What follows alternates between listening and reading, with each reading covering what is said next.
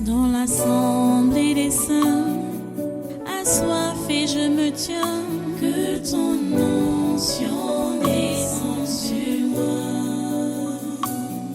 Conscient que mon destin est dans le creux de ta main, que ton onction descende sur moi. Je suis disposé, assoiffé, que ton onction descende sur moi. Je suis disposé, assoiffé,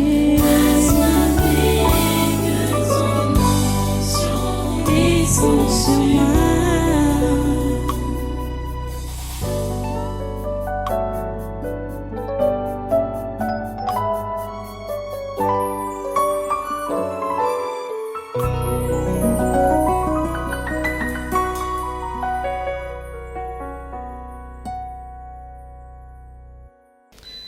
Alléluia.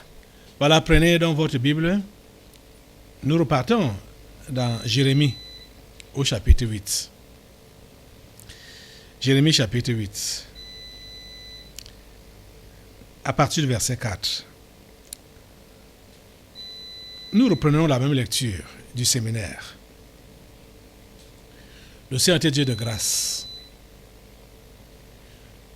Sa patience, ce n'est pas la lâcheté, ce n'est pas l'incompétence. La patience de Dieu, c'est l'amour. Il est patient parce qu'il est amour. Allons-y. Jérémie chapitre 8, à partir du verset 4. Dis-leur, ainsi parle l'Éternel, est-ce que l'on tombe sans se relever, ou se détourne-t-on sans revenir? Pourquoi donc ce peuple de Jérusalem s'abandonne-t-il à de perpétuels égarements? Il persiste dans la tromperie. Il refuse de se convertir. Je suis attentif et j'écoute. Il ne parle pas comme il devrait. Aucun ne se repent de sa méchanceté et ne dit « Qu'ai-je fait ?» Tous reprennent leur course comme un cheval qui s'élance au combat. Même la cigogne connaît dans les cieux sa saison. La tourterelle, l'hirondelle et la grue observent le temps de leur arrivée. Mais mon peuple ne connaît pas la loi de l'Éternel. Prions le Seigneur. Dieu trois fois saint, nous te remercions pour ta parole. Et surtout, nous te remercions pour ta patience. Parce que si tu insistes à nous parler sur les mêmes choses, c'est parce que tu es patient. Et tu t'attends à ce que nous puissions nous ressaisir, nous puissions nous racheter et faire comme tu veux. S'il te plaît, agis dans la vie de tes enfants en cet instant. Tous ceux-ci qui sont devant moi, que ce soit ici au Tabernacle de la Liberté ou partout là-bas dans le monde, tous ceux-là qui sont sous l'influence de ce programme, je prie que tu agisses dans leur vie et que tu leur donnes la grâce de répondre à ton interpellation. Ô Dieu, s'il te plaît, agis et accomplis tes desseins dans nos vies. Au nom puissant de Jésus, nous avons prié. Amen. Amen. Asseyez-vous dans cette présence et soyez tous les bienvenus à ce conquête de ce naturel de ce jeudi 8 juin 2023. Comme j'ai démarré par l'introduction, Dieu est patient. C'est pourquoi il insiste sur les mêmes choses quand il se rend compte que ce qu'il appelle ou ceux à qui il parle n'ont pas encore compris. Dieu ne se fatigue pas et continue à parler. Par exemple, vous allez voir le livre de Jérémie. Le livre de Jérémie, bon, c'est un livre qui est étalé sur plusieurs années. Sur plusieurs années. Jérémie a commencé, Dieu l'a suscité, il était encore tout jeune, tout petit, pour parler à son peuple, en leur demandant donc de faire comme il dit là, de changer, de se relever pour ceux qui étaient tombés, de rénover, de réformer leurs voies. pendant toute la vie de Jérémie, ces gens, Dieu avait le même message par Jérémie pour ce peuple. Ces gens n'ont pas voulu comprendre. Mais Dieu parlait toujours. Ces gens préféraient écouter les faux prophètes. On a commencé notre prière, notre phase de prière que j'ai dit tout à l'heure, là, par les histoires de faux prophètes. Les gens préfèrent les faux prophètes. Ils préfèrent les faux prophètes qui leur vendent des fausses illusions, qui leur vendent des chimères. C'était comme ça au temps de Jérémie. Ce sont les faux prophètes que ces gens préféraient écouter. Et ils disaient à Jérémie, Jérémie, mais toi tu exagères. Hein? Toi tu es toujours là, malheur, malheur, malheur. Dieu est un Dieu de bonté. Hein? Déportation, esclavage. Hein? Ça va venir quand? C'est faux tout ce que tu dis là. Dieu avec nous, Dieu avec son peuple, il l'a jamais rejeté. Jérémie leur dit, réformez vos voies. Repentez-vous, changez. Et jusqu'à ce que Dieu utilise même ce langage qu'on est en train de voir depuis le 1er juin. Quand Dieu pose la question, ainsi parle l'Éternel, est-ce que l'on tombe sans se relever ou se détourne-t-on sans revenir? Ce n'est pas une question de faiblesse. Quand Dieu te supplie même à te repentir, ce n'est pas parce qu'il est faible, c'est parce qu'il est amour. Je vais tout le répéter, que c'est l'amour de Dieu qui lui donne la qualité de la patience. Il est patient parce qu'il est amour. Il est amour, c'est pourquoi il te supplie de changer, de revenir à lui. C'est son cœur d'amour là qui le pousse à insister auprès de toi. Il sait que plusieurs n'ont pas répondu. Quand j'ai regardé une image de ce qui s'est passé dimanche, j'étais dépassé. Il y a 2 images que j'ai eu à regarder. Il y a une image pour ce qui s'est passé dimanche et une image pour ce qui s'est passé vendredi. Oh mon Dieu. Vous savez, je comprends. Quand il m'arrive de fouler, depuis qu'on a fermé l'église, depuis qu'on a fermé le grand temple, quand il m'arrive de fouler de mes propres pieds l'endroit-ci où on fait les cultes, j'ai une mauvaise impression en moi. Je sens qu'il y a quelque chose. L'atmosphère n'est pas viable, n'est pas bien. Je comprends. Il y a un esprit parmi les esprits du séminaire là qui s'appelait les mots. C'était les mots et quoi encore là? Les mots. M-A-U-X. Et les bloqueurs de grâce et de bénédiction. Je peux comprendre le bien fondé de leur présence au-dessus de ce ciel. Aïe! Les amis, c'est Dieu qui fait son travail. Je ne suis rien. C'est ça que je lui dis toujours. Parce que quand je suis dans cet abattement, il m'arrive de couler les larmes, de pleurer sur votre sort, sur le sort de ce lieu, sur le sort du Cameroun, sur le sort de l'Église. Ça dit, je vis des choses comme Jérémie les a vécues. Il y a des milliers d'années. C'est-à-dire, quand je vois, par exemple, Jérémie qui dit au chapitre 9 de son livre-ci, verset 1. Verset 1 d'abord, il dit, « Oh, si ma tête était remplie d'eau, Si mes yeux étaient une source de larmes, je pleurerais jour et nuit. C'est la même chose qui m'arrive.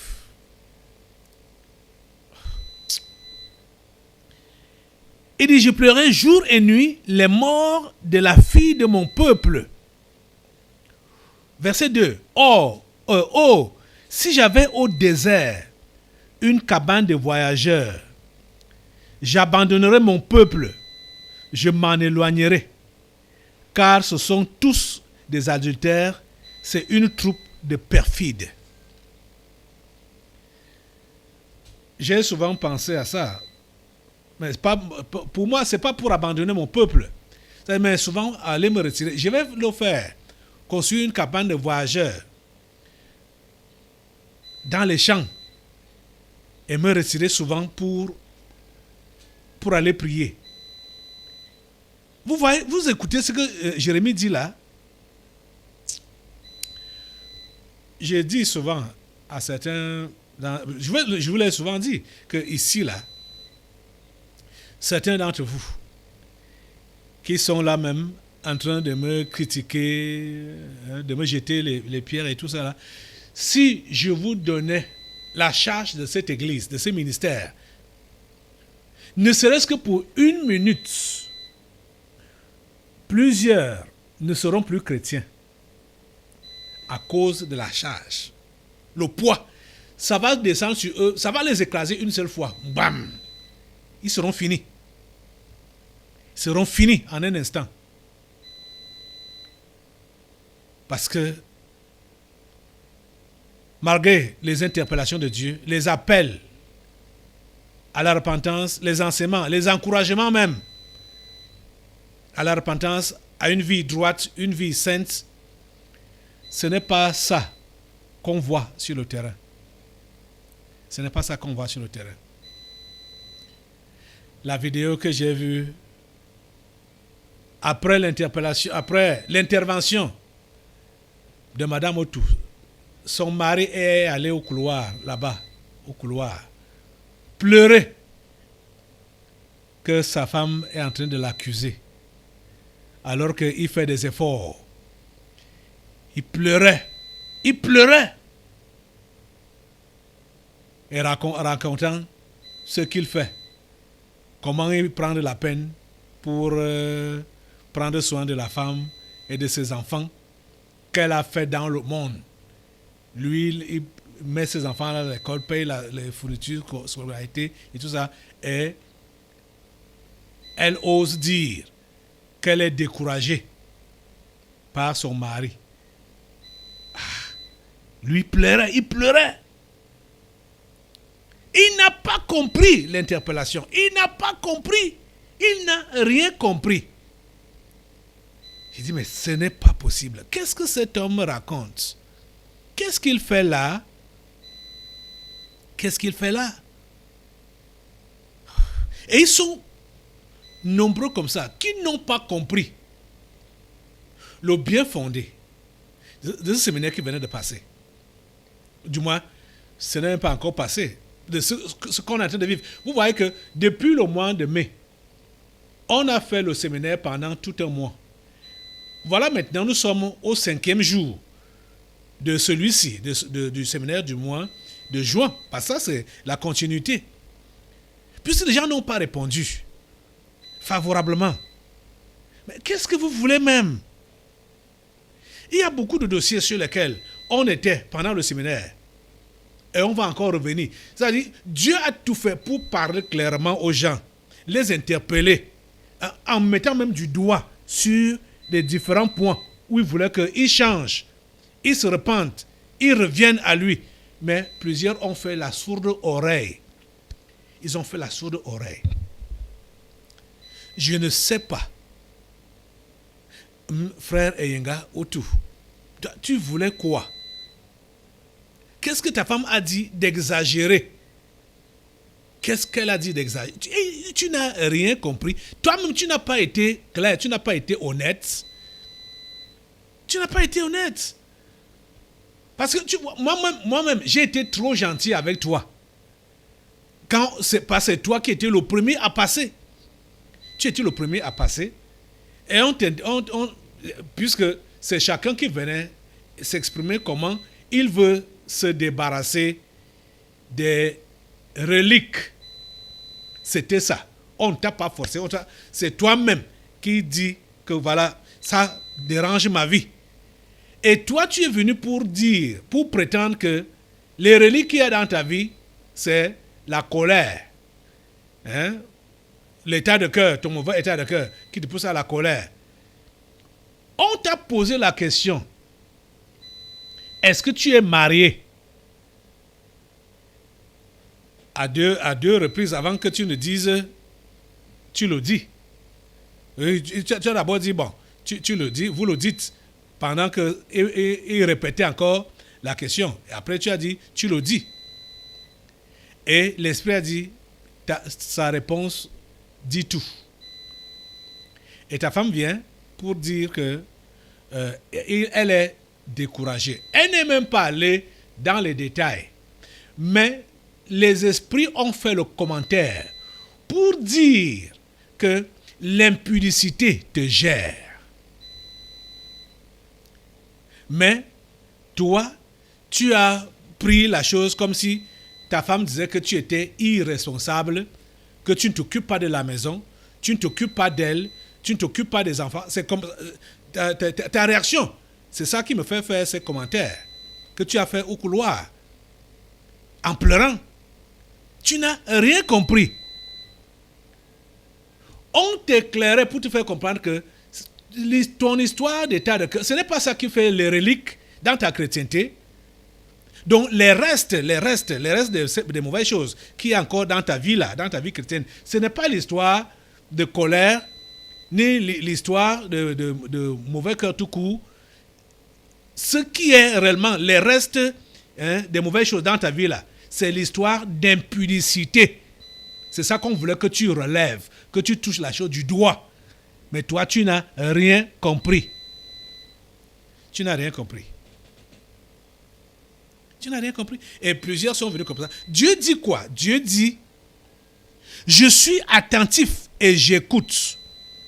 Il ne parle pas comme il devrait. Plusieurs se sont avancés là. N'en parlons pas de ceux qui ne sont même pas avancés. Donc ceux qui ont prétendu qu'ils n'ont plus de reliques, que leur vie est claire. Leur relation avec Dieu, ça coule vraiment comme l'eau de roche. N'en parle pas de cela. Mais ceux qui ont pris l'initiative de s'avancer, plusieurs n'ont rien dit de bon. Plusieurs n'ont rien dit de bon. Frère Yenga, au tout, il faut te repentir. Il faut te repentir. Je ne sais pas comment, là-bas à la maison, ça a été ces 4 jours, depuis dimanche jusqu'à jeudi aujourd'hui. Je ne sais pas comment ça a été. C'est vrai, je crois que parmi les courriers que j'ai vus, il y a ton courrier dedans. Je n'ai pas encore lu ça avant de te parler maintenant. C'est après le culte que je vais aller lire ça, ou pendant les délivrances. Si il y a, je ne sais pas ce que tu as eu à dire.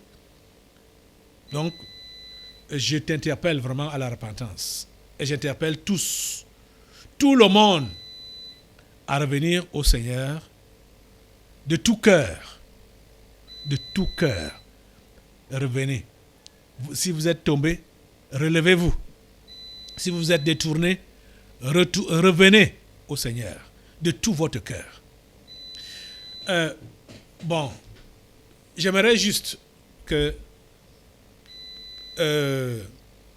toi-même, Enga, tu regardes ton attitude au couloir le dimanche, et que tu suives. On va commencer par comment tu es intervenu toi-même devant l'Assemblée pour dire ce qui te concernait. Regardez ça. Voilà son intervention.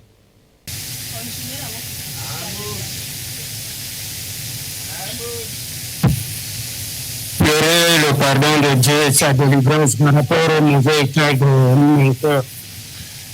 Les gens s'ils n'apprennent pas les leçons. J'ai déjà parlé à tout le monde que quand vous venez là, parler sans librement. Ne baissez pas la tête pour chercher le micro ou quoi. Parlez seulement. C'est la personne qui arrête le micro qui donne la direction au micro. Je disais que je viens pleurer pardon de Dieu sa délivrance par rapport au mauvais état de mon cœur colérique qui me fait toujours tomber. C'est pour cela que je suis là. Ça va finir quand? C'était ça. Toute la journée.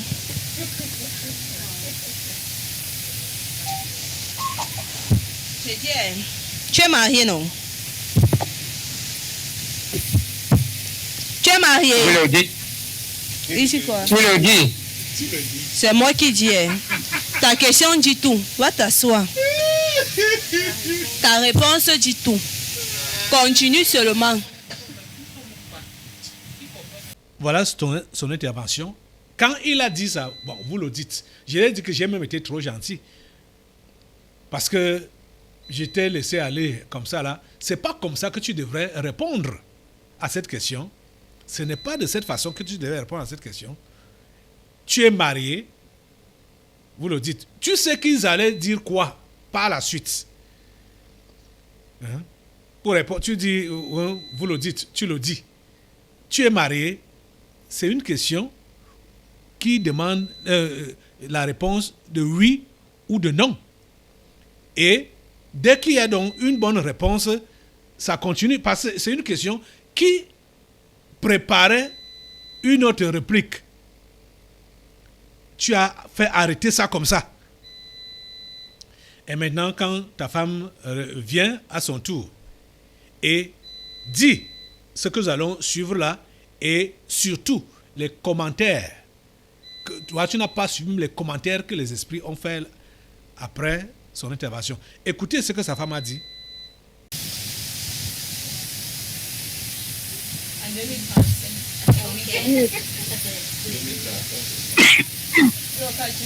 Pour moi, ça a été le découragement.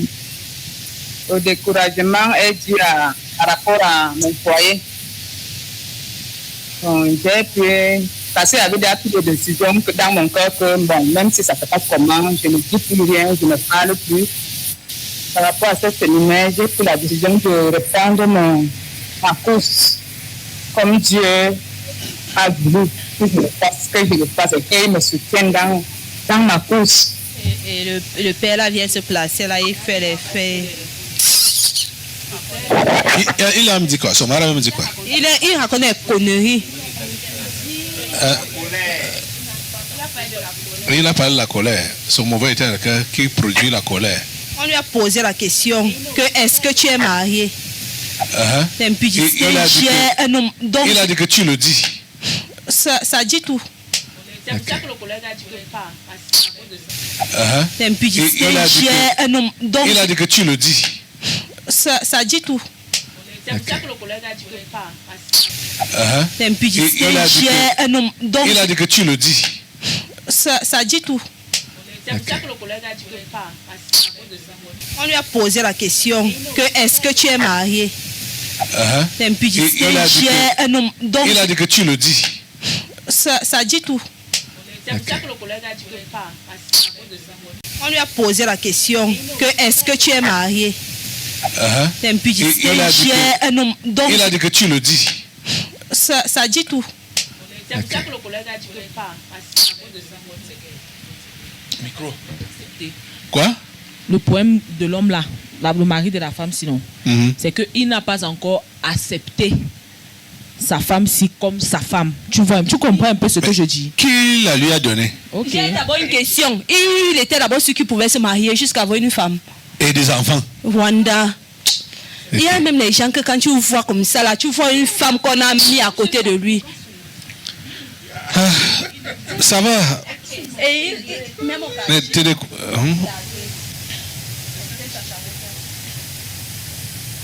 voilà ce que ta femme a dit.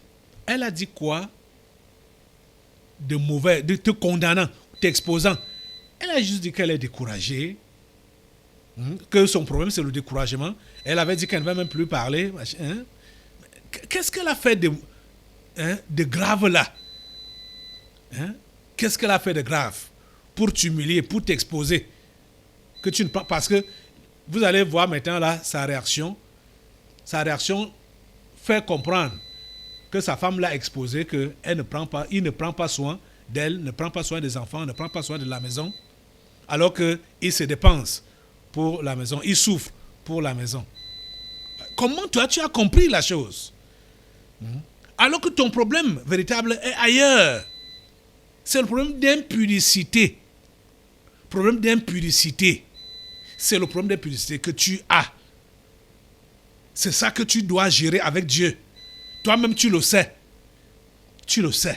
C'est ça qui t'a souvent poussé à la masturbation, à regarder les films pornographiques, à convoiter les sœurs à l'église et tout ça là. Même les esprits ont fait mention que même dehors, c'était sorti un peu hors micro. Ça peut s'entendre un peu. Que même dehors. Donc tu convoites. Tu as des problèmes avec l'impudicité. C'est ça que les esprits voulaient te faire souligner quand ils te posaient la question que es-tu marié? Là, tu as répondu, vous le dites, tu le dis. Voyez donc, vois maintenant toi-même, vois ta réaction au couloir. Qu'est-ce que tu fais là? Toi-même, dis-moi, qu'est-ce que tu fais là? Regardez sa réaction. Pour nourrir cette famille, vous allez avoir pitié de moi. Ma femme n'est pas consciente de tout ça. Elle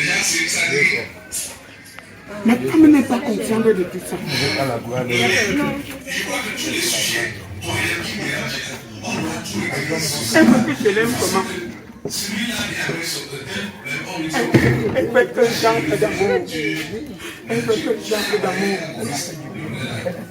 Tu prends une femme avec des enfants que l'on fait dans le monde, tu les inscris à l'école, tu achètes les fournitures, tu fais tout à ces enfants. Je suis méchant avec cette femme. C'est inadmissible. C'est l'ingratitude. Encore ta place. C'est bon.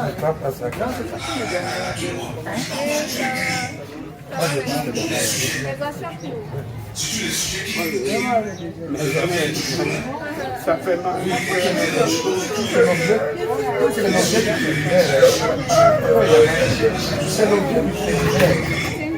C'est de dire tout ce que tu as et de revenir à toi. Tu vas cacher un peu quoi. On a dit qu'on doit se reprendre. Si tu es avec quelqu'un comme le problème c'est que je veux dire quoi. Quand je dis que c'est la couleur qui me donne, je ne sais pas m'identifier. Mais Dieu sait m'identifier. Tu comprends? Dieu sait m'identifier. Quand je dis que c'est la colère qui me dérange, les démons disent que ce n'est pas la colère, c'est autre chose. Mon épouse dit là-bas que je la décourage. Je fais ceci. Je reprends les enfants quand ils sont en Iran. Je reprends les enfants. On me condamne par rapport à ça. Je n'ai pas le droit de la parole. Je n'ai pas le droit de la parole dans mon frère. Des choses comme ça, je supporte. Je crois que tu es. Et Ngaoutou, qu'est-ce que tu fais là? Qu'est-ce que tu fais là vraiment? Qu'est-ce que tu fais là? Je suis même content que je n'ai pas encore lu ta lettre avant de te parler. Maintenant, parce que je ne sais pas ce que tu vas raconter dans la lettre. Qu'est-ce que tu es en train de faire là? N'en parlons pas de ceux-là qui n'ont pas été interpellés ou bien comme ou qui ne se sont pas présentés. Comme lui, il a eu la bonne volonté de se présenter. Mais vous autres, certains sont restés dans leur coin, sans se gêner, sans se soucier de quoi que ce soit. Et ils sont nets. Les amis, est-ce que vous savez en quel temps nous sommes? Oh mon Dieu. Est-ce que ces gens savent en quel temps nous sommes? Est-ce que vous savez en quel temps nous sommes? C'est mauvais. C'est mauvais. Et le monde des ténèbres ne s'amuse pas. Dieu a besoin de nous. Dieu a besoin de toi et de moi pour que nous puissions faire son travail en ce temps-ci. Oh mon Dieu. Ça dit, quand je vois ce qui se passe à l'heure actuelle, depuis le temps ça a commencé a touché le monde entier début 2020. Donc, ce plan qui a été élaboré depuis 2019 jusqu'à présent, dans les temps passés, il n'y a pas eu une telle programmation de méchanceté. Dans les temps passés, il n'y a pas eu une telle programmation de méchanceté. Et surtout, l'Église de Dieu, ceux qui appellent au nom de Dieu, ont été piégés à un haut niveau. Vous vous imaginez que l'affaire est au niveau mondial, qu'on édicte des mesures, qu'on dit que tout le monde doit les appliquer sans exception. Il y avait même des pays où on envoyait les militaires dehors pour tirer sur ceux-là qui n'exécutaient pas les mesures du corona. Vous avez déjà vu ça? C'est-à-dire, le diable a décidé de mesurer son emprise, sa domination sur l'humain. Et il fallait seulement une seule personne. Dieu attendait seulement une seule personne qui dise non à cette supercherie et non à toutes ces mesures. C'est-à-dire haut et fort. Dit que non, je ne plie pas mon genou devant la bête. Dieu attendait seulement une seule personne. Et Dieu en a trouvé. Il en a trouvé ici au Tabernacle de la Liberté. Il en a trouvé. C'est la raison pour laquelle ils n'ont pas réussi leur plan comme ils avaient initié. Ça n'a pas réussi.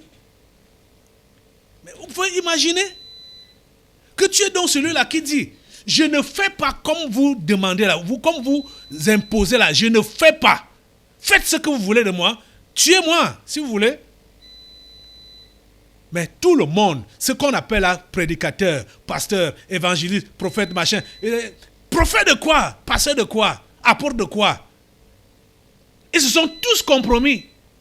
Ils se sont tous compromis. Personne n'a levé le petit doigt pour condamner et se positionner, dire que je ne fais pas et encourager le peuple de Dieu à ne pas faire, à ne pas obéir à ces injonctions maléfiques. Personne. Personne. Parce que chacun avait peur pour sa vie, pour sa tête. Je ne sais pas s'il y a eu d'autres pasteurs dans d'autres bouts du monde là-bas qui ont fait comme j'ai fait ici au Tabernacle de la Liberté au Cameroun. De toutes les façons, notre cas a été publié dans le monde entier. Qui est un pasteur qui a empêché aux enfants de composer parce qu'il leur a dit de ne pas porter les masques. Ils n'ont pas porté de masques et ils n'ont pas composé. Et ça a été comme ça, 3 années consécutives. Plusieurs enfants du Tabernacle de la Liberté ne composaient pas parce qu'ils ne portaient pas les masques. Et vous savez que tout cela, quand, je crois que ça devait être en septembre 2020 là, quand tout était déjà clair que la bête, l'adoration de la bête, c'est ce port du masque obligatoire et c'est l'application des mesures barrières de Corona qui sont l'adoration de la bête. Et il avait été donc dit ici que personne ne porte ça et toute personne qui va transgresser cette recommandation-là est un agent du diable et va... Elle-même doit d'ailleurs comprendre que sa place n'est plus ici au Tabernacle de la Liberté. Je crois que ça devait être en septembre ou en octobre 2020 comme ça.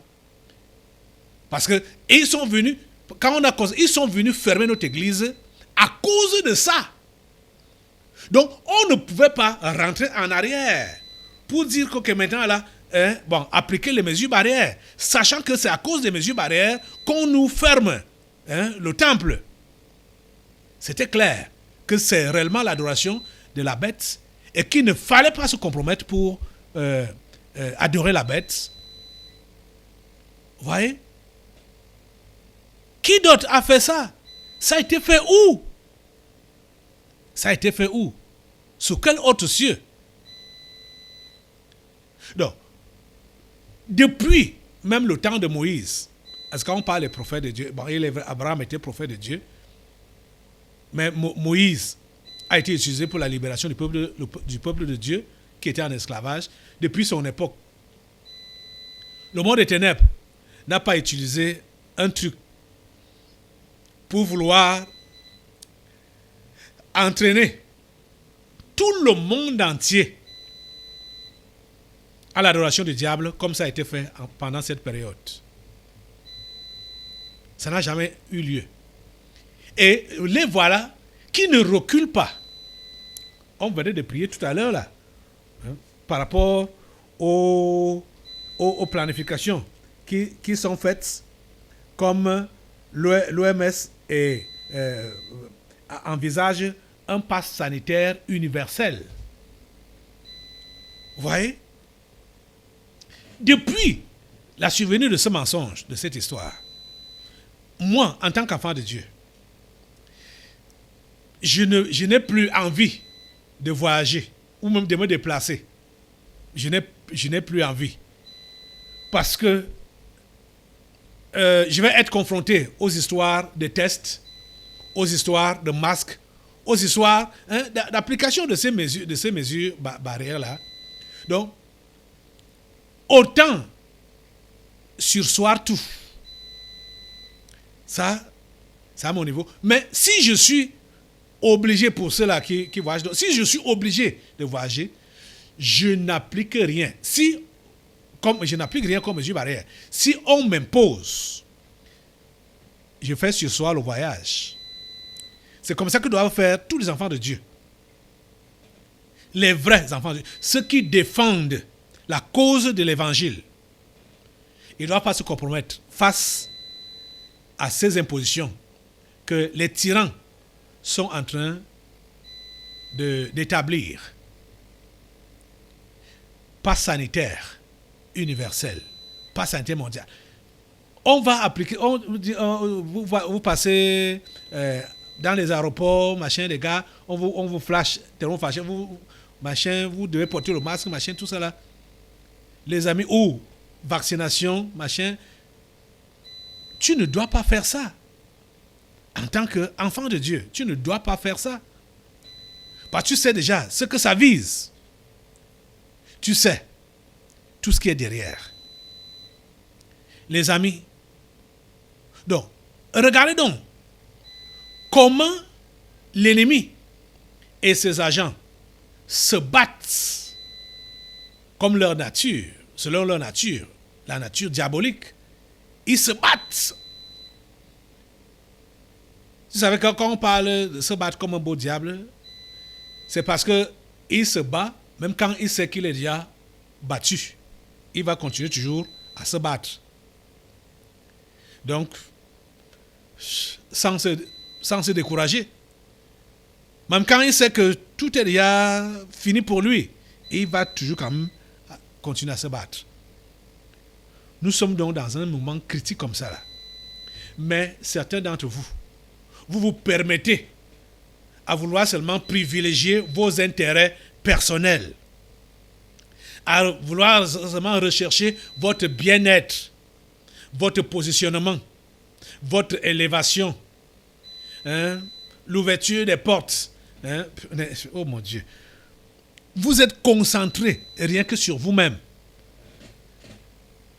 Que Dieu vous aide à comprendre que vous devez quitter cet état d'égoïste. Vous êtes égoïste. Vous êtes égoïste. Vous devez changer.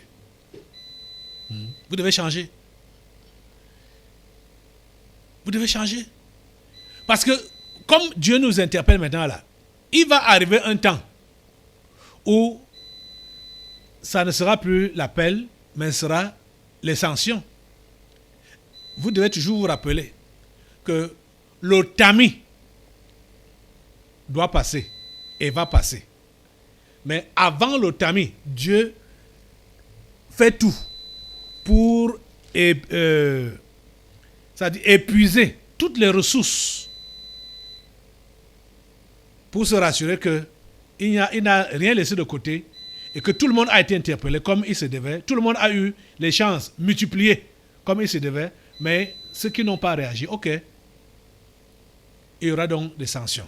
La Bible dit, dans 2 Corinthiens chapitre 10, verset 6, que nous sommes prêts aussi à punir toute désobéissance lorsque votre obéissance sera complète.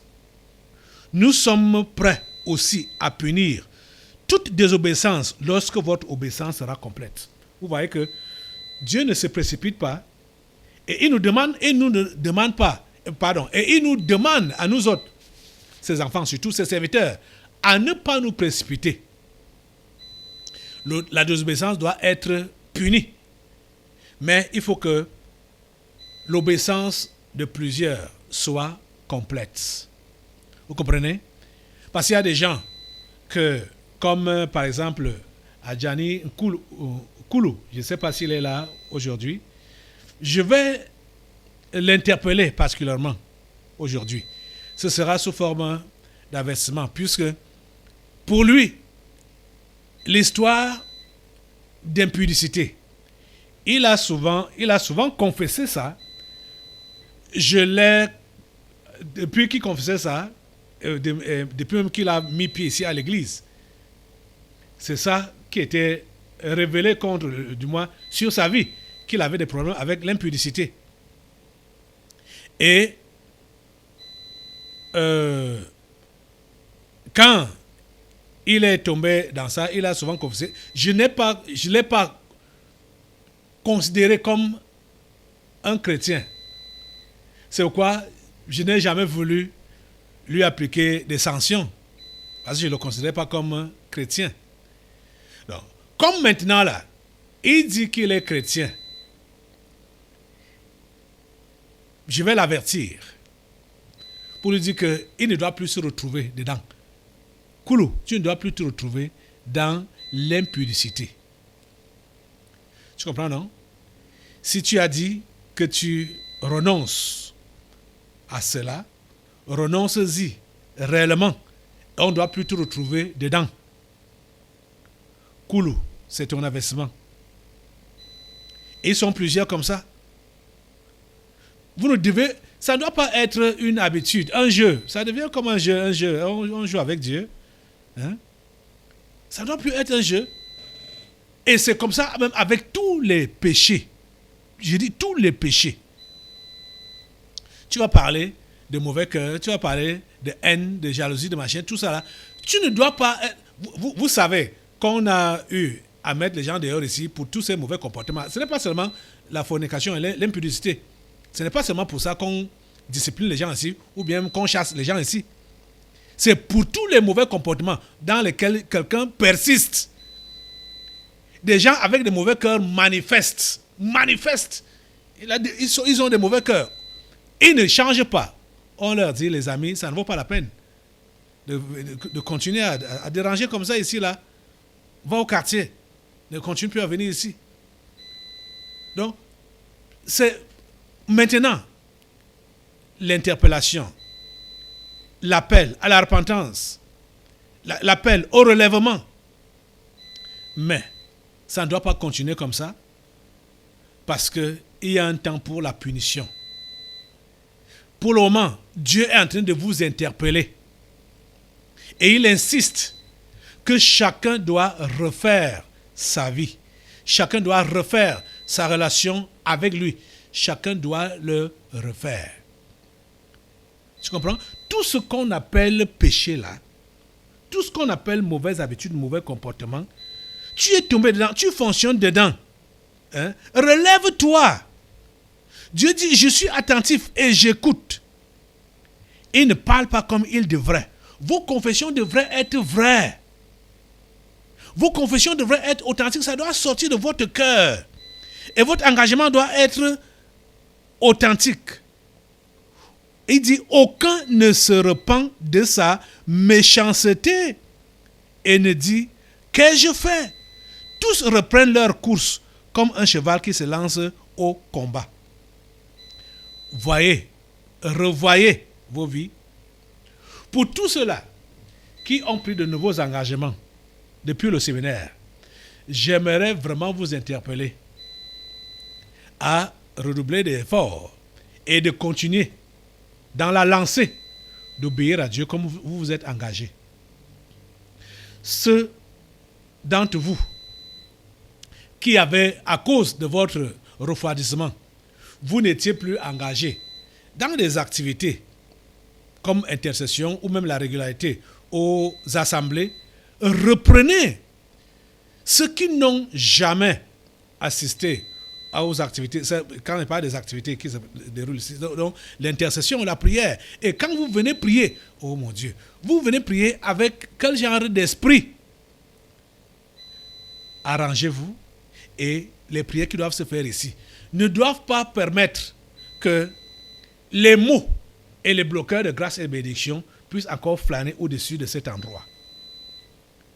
J'ai juste compris que c'est parce que les gens viennent ici avec des vies sales.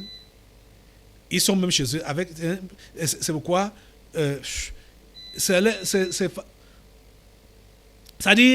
c'est favorable aux mots et aux bloqueurs de grâce et de bénédiction, de prière, tout ça là, de venir, de s'interposer pour que les cris qui montent ici ne puissent pas arriver à Dieu. S'il vous plaît, changez. S'il vous plaît, changez. Prenez cette résolution maintenant. Prenez cette maintenant et agissez maintenant. Revenez au Seigneur. Relevez-vous de votre chute. Revenez au Seigneur. Lève-toi pour prendre cette résolution-là maintenant. Seigneur Dieu, s'il te plaît, écoute le cri de ce cœur et donne à ton enfant que voici la grâce de renouer sa communion avec toi, de renouer sa